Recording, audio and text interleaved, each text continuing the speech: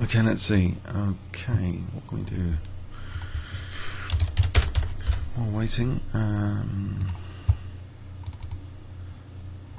I just watch OE for a bit. 3-1 game again. Bishop H3 dangerous.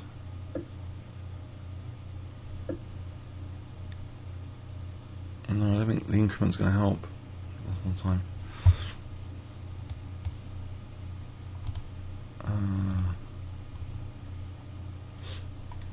Full start playing another game.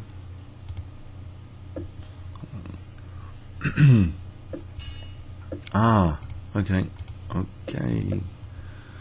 What about a dragon or something against this guy? Let's stop the bishop. Bishop c4. Go for a d5. Quick d5 maybe here. I would find this unpleasant as white. Try and encourage e5 from white. This doesn't look right, e5 and h4. I mean a4.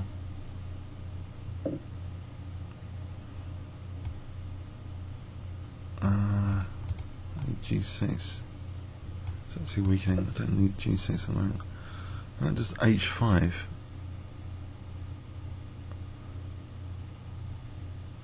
Or G5 or B5 or Rook B8. What about Rook B8 for a quick queenside expansion?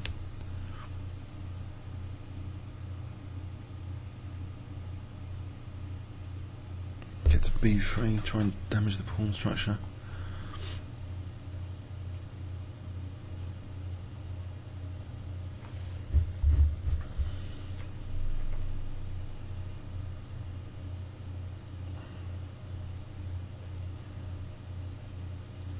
So B5, okay, so I get to B3, try and inflict some structural damage. This could be knight D5 or something crazy. Okay. Carry on. Maybe I should castle. I get that F file anyway. So E5 is a bit vulnerable. Knight B6. Can't defend E6 that many ways.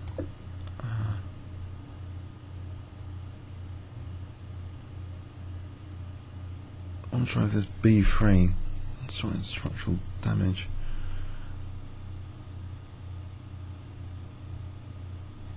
B3. Okay, I want to take here.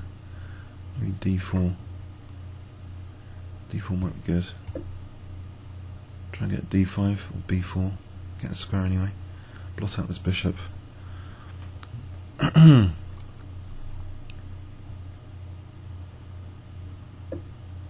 Okay, if I get the B4 square, probably worth getting. That's bishop D2. Is it pointless? I think bishop D7 for a K8. Let's try and take over the queen side. Reserve knight B4 for a moment. Mind you, bishop, no, that's protecting that. Okay. Is knight G5 really on the cards? Okay, what if I play H6? There's knight G6. Okay, let's try and just get down the queen side. If I can get queen to A2, could be useful. Ein G2.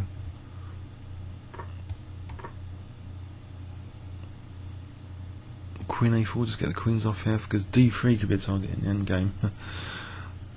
So Queen A2 or Knight B4 or Queen A4.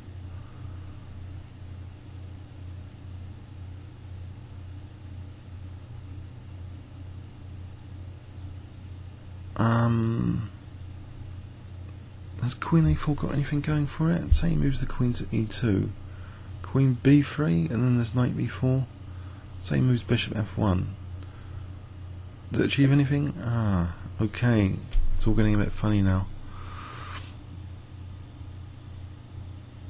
If I just take and then play G6, try and shut down White's dynamism.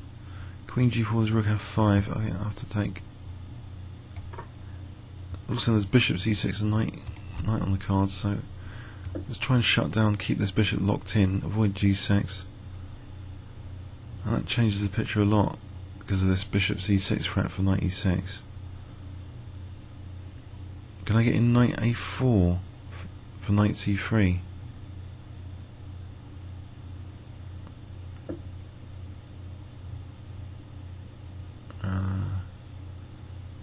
Knight e5 here doesn't do anything. Now queen a2 is possible, or queen a4. Actually, even knight b4 is possible,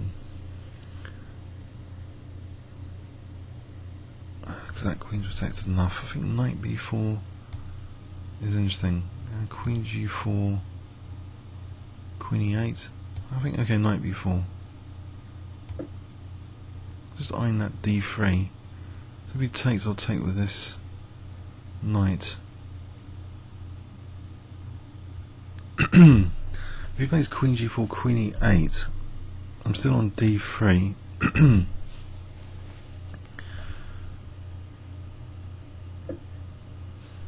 Time, I think, to take.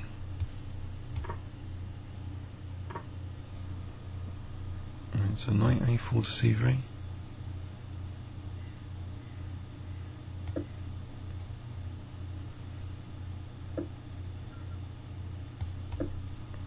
Pass pawn over here. That knight on c3 looks pretty good as well. I think king f7, rook f1, king e7, just get the king there. That means I can move the bishop later. That's one advantage.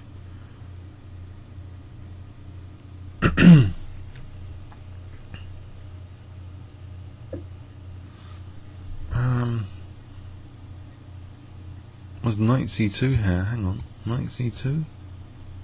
Bishop c5 is going to be winning a bishop.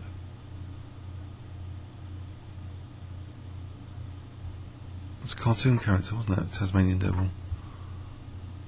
Actually, if I take on g2, that nicely simplifies everything.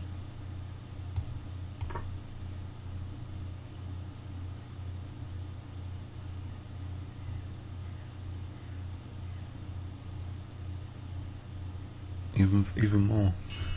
Alright, that's it, yeah. Oh, interesting game then.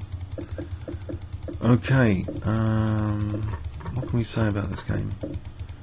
It seems d3 is a target, structurally. I was watching actually a Karpov video, a little bit, on YouTube. There's a fragment, and he was going for structure, and the thing about going for structure is sometimes it's more central than going for the king. If you go for structural weaknesses, you can keep your positions more centralised.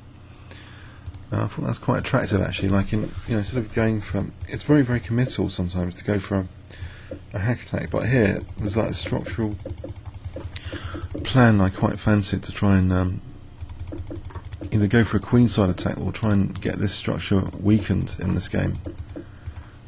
d3 was a potential target, but so was e6. I think stopping the dynamism was important with g6. Getting the queens off, it's very comfortable with these knights attacking these squares. This bishop is kind of hemmed in by this guy. E6 isn't such a problem at the moment. The double pawns are not really probably helping matters. Okay, comments or questions on YouTube? Thanks very much.